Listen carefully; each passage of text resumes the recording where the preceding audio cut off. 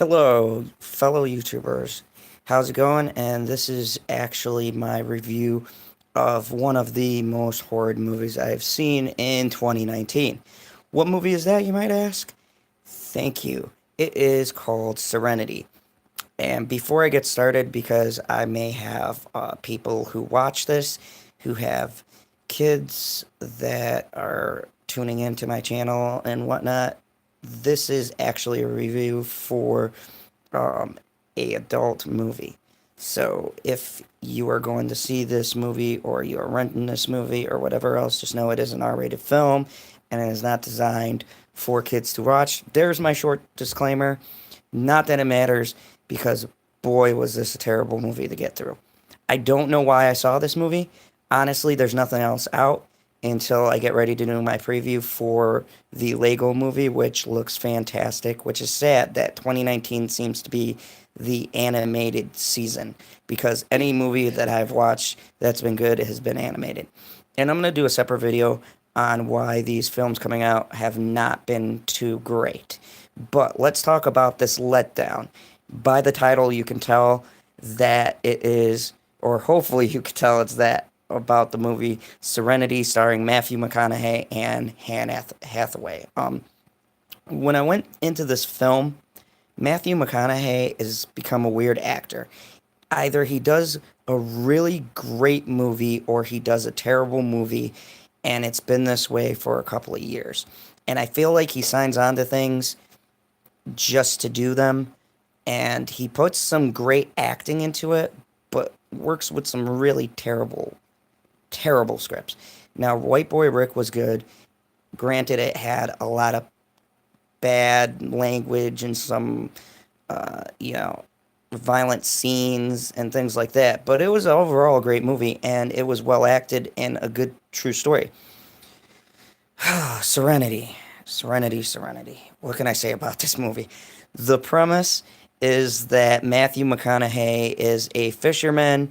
Some kind of tragedy happens. He's stranded and then left for dead.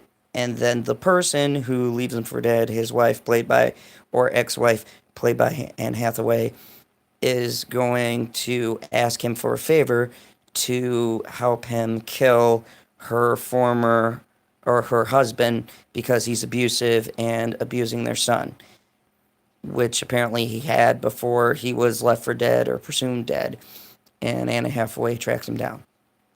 Now, from the start of this premise, you would think it's a great movie. First off, this movie is a 2-hour movie, a 2-hour drama that about an hour you will have no clue what's going on. It is all over the place. So I normally do pros, cons, what I liked about the movie, get into the cons and things like that. You know this from watching my other reviews, but truly there is no real positives I can give about this movie, except for the special effects towards the end of the film were decent, and the plot twist at the very end was good, but came too late, and I'll explain what I mean. For anyone who hasn't seen this movie, I'm not going to reveal what the overall plot twist of the film is. It's revealed about 75% into the movie. But the problem is they should have cut it down to an hour and had the last 20 minutes be the plot twist so that people could actually sit through this bore of a movie. Most of it is Matthew McConaughey smoking and swearing, and a very cringe-worthy intimate scene between him and Anne Hathaway, which I can't describe to you how awkward it is as a scene.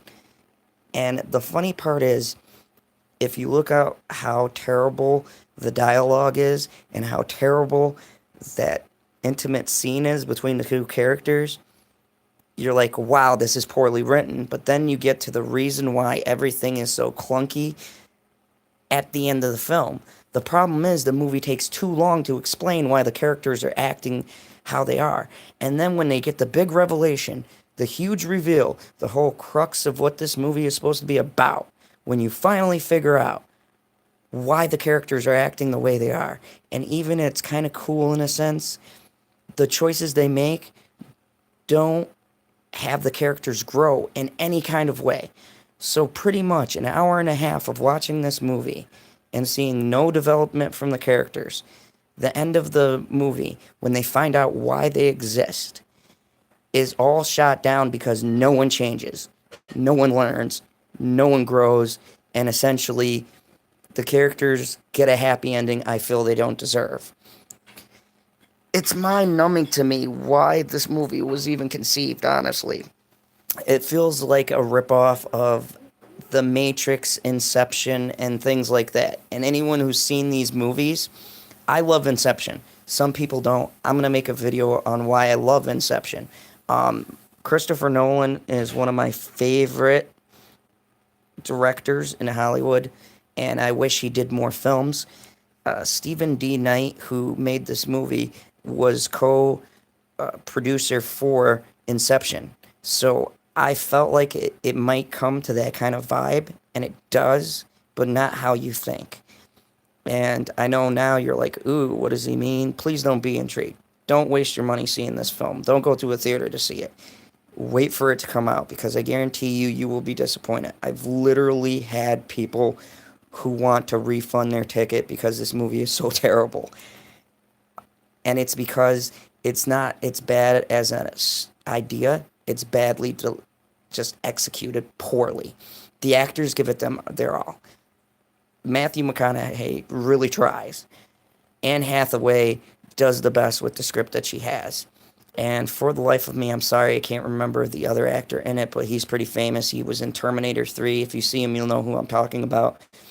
I want to say James something. I know his first name is James, but he delivers a great performance as this overall arcing antagonist. And the shame is you have a great hero and you have a great villain, but you have no reasons for their motivations. You have no reasons to care. There were people falling asleep in this movie because it moves at such a slow pace. 2 hours. Why? Why do you need 2 hours for this film? Watch it and you'll understand why I say, why is it 2 hours? Why is every movie that comes out a 2-hour chore to watch? Even the new Jurassic Park. My goodness, you could have cut that down to an hour and a half. I mean, it's just ridiculous, the run times. Animation, horror movies, certain kind of movies don't need a 2-hour runtime, and this is one of those films. Condense it into an hour, tell your story, and the delivery will be a lot better. But when you force people through exposition and then you give them a twist that doesn't make sense or forces them to rewatch the beginning to understand what you're saying, which is an hour and a half beginning just to get to a good half-hour movie, it's really quite sad. And this has a problem that the other films I've reviewed doesn't. The movie Escape Room was great and hooked me in for an hour and a half and then botched the ending, which could be forgiven because I enjoyed myself for an hour and a half. It was just the ending that really just didn't sit well with me. Glass hooked me in for an hour and a half of the film and then didn't stick the landing. This destroys the beginning and kills your mood to where you don't care about the end. And the sad part is the end would be intriguing if they had built the story better. And I think that's where it fails. And I feel bad for the people involved in this project, the actors, because they do a great job in telling the story or the dialogue. And it proves you can have the greatest actors in the world, but if you don't have a good script, then your movie is going to fail epically. So anyways, I'm doing live streams for my reviews, but I might do some just camera shot so that I don't have people viewing these. I might save live streams for polls for like movies you guys want me to review. But I've had people leaving comments below, and I appreciate it, and some new subscribers, so thank you. And if you like this, then please subscribe, click the like button, share with a friend, and post a comment. And if you guys want me to do a review on anything, let me know. But in closing, don't waste your money to see this film, and if you have a burning desire to suffer through a movie for 2 hours to get to a so-so ending, then at least wait for this to come out to DVD or, better yet, Netflix. Anyways, that's all I got for you tonight. Thank you very much for tuning into the channel, and I will be back probably tomorrow.